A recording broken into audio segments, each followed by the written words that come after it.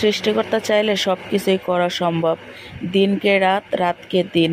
তো দেখো বন্ধুরা, এত বড় একটা কলার ছড়ি। তো এই কলার ছড়িটা আমি প্রথম দেখেছিলাম।